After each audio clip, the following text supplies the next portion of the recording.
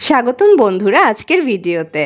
বিজ্ঞানের ইতিহাসে বিস্ময় সৃষ্টিকারী এক নাম ম্যারি কুরি। পৃথিবীর ইতিহাসে তিনি একমাত্র ব্যক্তি যিনি বিজ্ঞানের দুটি শাখায় নোবেল লাভের গৌরব অর্জন করেন। বর্তমানে আধুনিক যুগেও যখন অনেক নারী সংসার সন্তানের চাপে একাডেমিক পড়াশোনাটাও চালিয়ে যেতে হিমশিম খান, সেখানে আজ থেকে প্রায় অনেকটা সময় আগে এই মহীয়সী নারী সংসার সন্তান সামলে বিজ্ঞানের গবেষণার মতো জটিল কাজটি চালিয়ে গেছেন সিদ্ধহস্তে। শুধু তাই নয়, সফলতাও পেয়েছেন। আজ জানবো এই অসামান্য প্রতিভা ও ধৈর্যের অধিকারী নারী বিজ্ঞানীর ব্যক্তিগত জীবন নিয়ে। চলুন তবে শুরু করা যাক। ম্যারি কুরির পুরো নাম ম্যারি স্কলোডস্কা কুরি। পরিবারে তাকে ডাকা হতো মানিয়া নামে। রাশিয়া বিভাগের সময় 1867 সালের 7 নভেম্বর ম্যারির জন্ম হয় পোল্যান্ডের ওয়ার্স শহরে। বাবা ব্লাদিস্লাভ সক্লোদোভস্কি পেশায় ছিলেন অধ্যাপক, আর মা ছিলেন ওয়ার্স শহরের মেয়েদের একটি নামকরা বোর্ডিং স্কুলের প্রধান শিক্ষিকা। 5 ভাই বোনের মধ্যে মেরি ছিলেন সবার ছোট। বাবা মা পেশায় শিক্ষক হওয়ায় পরিবারে সবসময় বিরাজ করত লেখাপড়ার আবহ। ম্যারির অধ্যাপক বাবা প্রতি সন্ধ্যায় ছেলে মেয়েদের নিয়ে বিজ্ঞান ও সাহিত্যের আসর বসাতেন। এখান থেকেই আন্দাজ করা যায় বিজ্ঞানের প্রতি ম্যারির ভালোবাসার গোড়াপত্তন আসলে হয়েছিল ছেলেবেলাতেই। সুখেই কাটছিল দিন। এরই মধ্যে যক্ষা রোগে আক্রান্ত হয়ে মেরির মা মারা যান। তখন ম্যারির বয়স মাত্র 10 বছর। তারপর কিছুদিন না যেতেই ম্যালেরিয়া আক্রান্ত হয়ে বড় বোনেরও মৃত্যু হয়। পরপর 2 প্রিয়জন হারানোয় ভীষণভাবে ভেঙে পড়েন ছোট্ট ম্যারি। তৎকালীন সময়ে মেয়ে শিক্ষার্থীদের পড়াশোনার জন্য স্কুলের ব্যবস্থা ছিল খুবই সামান্য।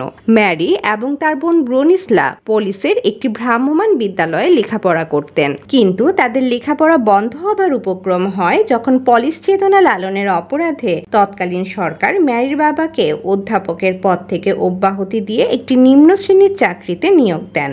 আর্থিক অনটন জেঁকে বসে ম্যারির জীবনে। কিন্তু সেই মুহূর্তে ম্যারি ও তার বোন ব্রোনিস্লা নিজেরাই নিজেদের পড়া চালিয়ে নেবার সিদ্ধান্ত নেন। ঠিক হয় ম্যারি কাজ করে ব্রোনিস্লার পড়ার খরচ চালিয়ে নেবেন এবং পড়া শেষ হলে তার বোন তার পড়ার খরচ বহন করবে। কথা অনুযায়ী ম্যারি মাসিক 500 রুবেলের বিনিময়ে এক অভিজাত রুশ আইনজীবীর বাড়িতে গভর্নেন্সের চাকরি নেন। প্রায় 3 বছর তিনি সেখানে কাজ করেন।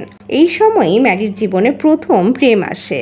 যে বাড়িতে গভর্নেন্সের কাজ করতেন সে বাড়িরই ছেলে কাজিমিয়েরেস জোরভস্কির সাথে একটি সম্পর্কে জড়িয়ে পড়েন ম্যারি। কিন্তু গভর্নেন্সের সাথে এমন সম্পর্ক অভিজাত পরিবারে গ্রহণযোগ্যতা পায়নি। এ কারণে সেখান থেকে চাকরি ছেড়ে চলে আসেন ম্যারি। ইতিমধ্যে ম্যারির বোনের পড়া শেষ। তিনি যোগ দিয়েছেন চিকিৎসকের পেশায়। সুতরাং পূর্ব পরিকল্পনা অনুযায়ী এবার পড়ার পালা ম্যারির। সেই উদ্দেশ্যে ম্যারি প্রথমে অস্ট্রিয়ার শাসনাধীনে ক্রাকো বিশ্ববিদ্যালয়ে পড়তে যান। কিন্তু সেখানে আসে বাধা। বিশ্ববিদ্যালয়ের সচিব ম্যারিকে বিজ্ঞান বিষয়ে পড়তে দিতে নারাজ। তার ধারণা বিজ্ঞান মেয়েদের জন্য নয়। বিজ্ঞানের বদলে তাকে ভর্তি হতে বলা হয় রন্ধন শিক্ষা ক্লাসে।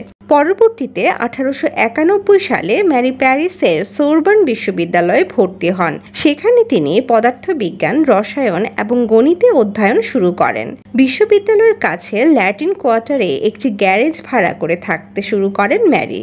তিনি দিনে নিজে পড়তেন ও সন্ধ্যায় পড়াতেন। এভাবেই চলতে থাকে তার বিশ্ববিদ্যালয়ের পড়া। পদার্থবিজ্ঞানে ডিগ্রি অর্জনের পর তিনি গ্যাব্রিয়েল লিপম্যানের শিল্পভিত্তিক গবেষণাগারে কাজ শুরু করেন। এরই মধ্যে তিনি আরেকটি ডিগ্রি অর্জনের মাধ্যমে ফেলোশিপ পেয়ে যান।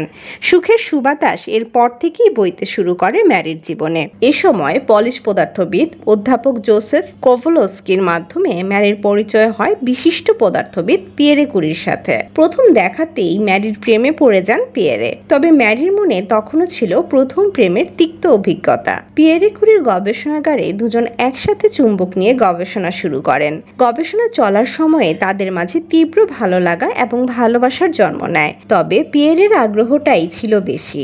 অন্যদিকে ম্যারি ছিলেন বাস্তববাদী। একদিন সাহস করে ম্যারিকে প্রস্তাব দিয়ে বসেন পিয়েরে। ম্যারি সরাসরি না করলেন না, তবে বেশ কিছু অজুহাতে এড়িয়ে যেতে চাইলেন বিষয়টি।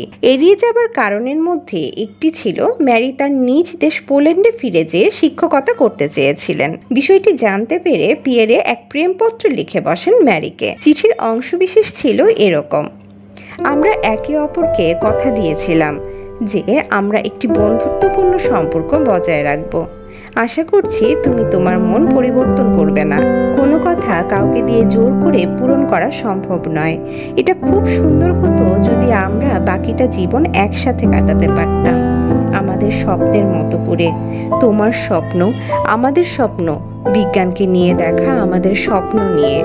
কি পরিচ্ছন্ন একটি প্রেমপত্র, প্রেমময় কিন্তু আভিজাত্যে পরিপূর্ণ। বিখ্যাত ব্যক্তিদের প্রেমপত্র নিয়েও একটি ভিডিওর সিরিজ বানাবো ভাবছি। দেখতে চান কিনা কমেন্ট করে জানাবেন। এবার ফিরি ম্যারির কাছে।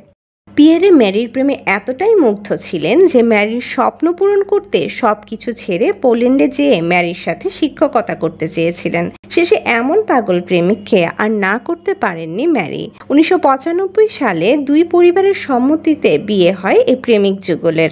বিয়ের পর নতুন উদ্যমে কাজ শুরু করেন ম্যারি ও পিয়েরে কুরি। ভিডিওর পরবর্তী পর্বে বর্ণনা করব বিয়ে পরবর্তী ম্যারির জীবন নিয়ে। দুই সন্তানের জন্মের পর কিভাবে সংসার সন্তানের দেখাশোনার পাশাপাশি চালিয়ে গেছেন বৈজ্ঞানিক গবেষণা, তাও থাকছে পরবর্তী ভিডিওতে। অনুপ্রেরণার এই গল্প শুনতে সবাই সাথেই থাকুন। নতুন ভিডিওর নোটিফিকেশন পেতে আমাদের চ্যানেলটি সাবস্ক্রাইব করে বেল আইকনটি চেপে দিন। ভিডিওটি শেয়ার করতে পারেন বন্ধু ও পরিবারের সাথেও। আজকের মতো এই পর্যন্তই। দেখা হবে পরবর্তী ভিডিওতে। আল্লাহ হাফেজ।